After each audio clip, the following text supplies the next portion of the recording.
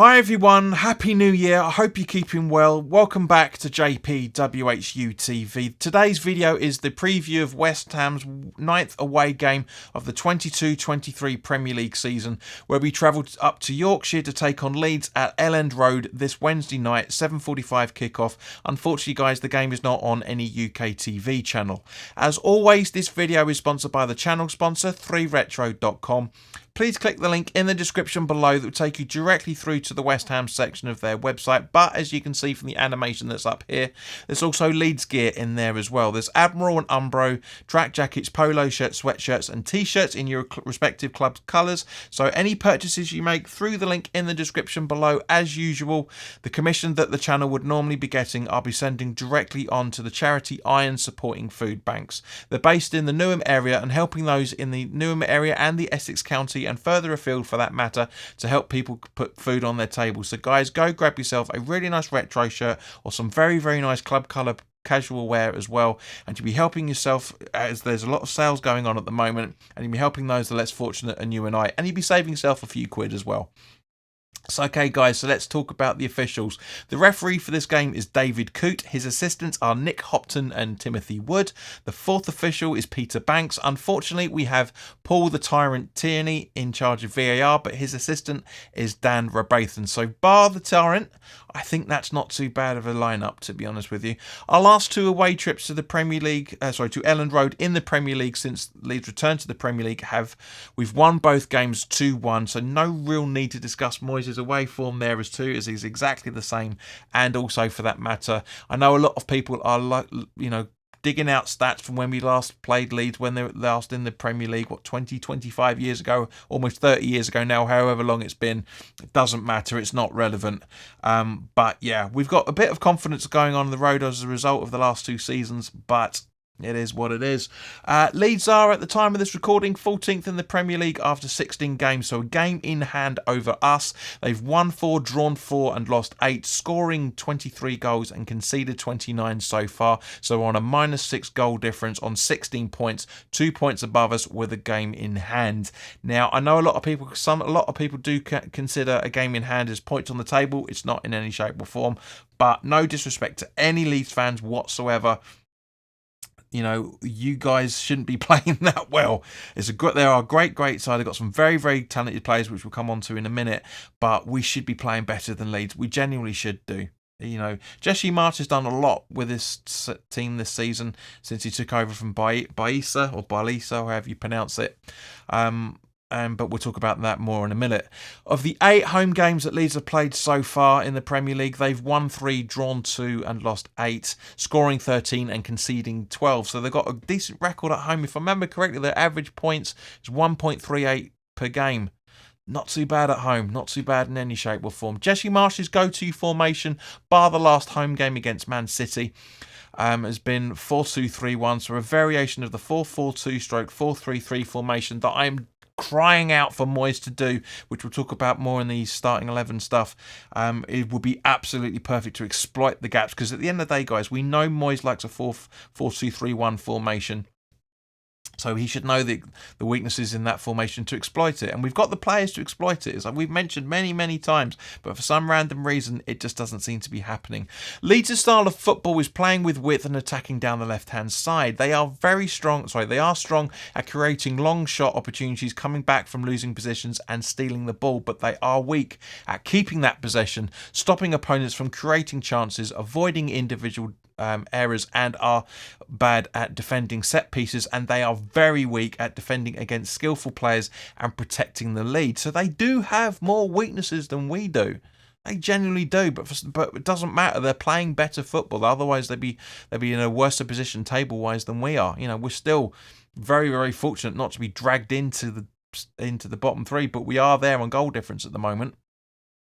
Turning to injuries, Leeds have long-term injuries to Archie Gray due to an ankle injury and Stuart Dallas due to a thigh injury. Sinistra, I think you pronounce that, is a doubt for this week due to an ankle injury as well. But Bamford, at the time of this recording, is 25% chance of returning to some form of football from the hip and groin injury, if I remember correctly, but I can't see him returning for this game. At 25% is useless. I'm sure that there's going to be more information available since this video is going up as you guys are watching it, but as it stands at the moment, you know, Leeds have got relatively no injuries in terms of the squad size and the players. You know, Bamford, very, very pivotal player, but that's it, really. Their highest goal scorer at home so far is Rodrigo with 4 goals and 1 assist, and their highest joint goal assisters, I should say, are Jack Harrison and Sam Greenwood, both on 2 assists and a goal each. Players to look out for in the Leeds side, other than these guys we've mentioned, Somerville is a very, very good attacking number 10 as well. Cooper, Koch. You know, we really, really need to be on our game. We genuinely do. So in order to go into more detail about that, let's now turn over to the guys for Patreon. If you want to become a Patreon, it's genuinely so cheap, it's unreal. It's £2.50 plus VAT a month, or £3 plus VAT a month, and you get access to extended versions of this video. There should be more content coming up. I'm doing my best. It's very difficult. As you guys know, I like to try and get a few people on board, but they're not submitting content for me at the moment. But yeah, the more important thing is we go into more detail over on Patreon, and which we are now going to do. Okay, guys, so turning to West Ham, the anger has settled after the Brentford game. I'm still very disappointed with everything, as you guys are as well, for that matter. You know, I did miss out a few things because it was my anger that took over more than anything else. Obviously, you know, Rice had a very, very good challenge for a goal, as did Dawson. You know, I do generally think if Rice was a little bit further forward when he went to go for that attack, that where that ball bounced off the post, I think that's a draw. I think that's in the back of the net. I really, really do.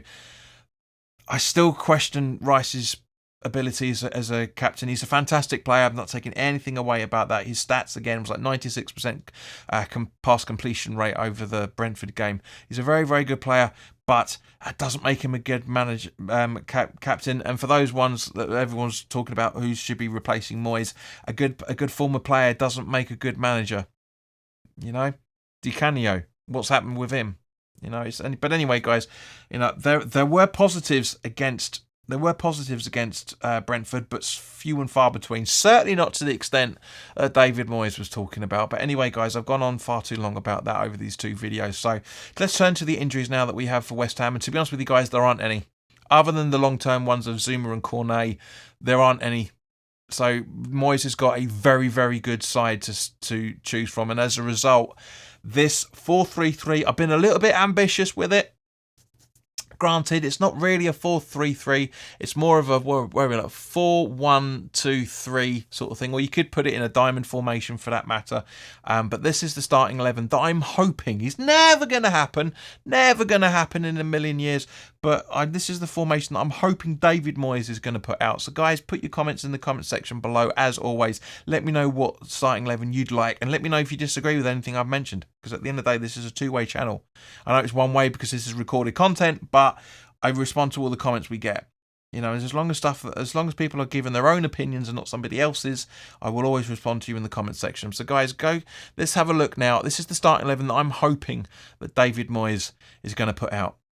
Areola in goal, with a back 4 of Soufal, Kehrer, Aguerd and Creswell.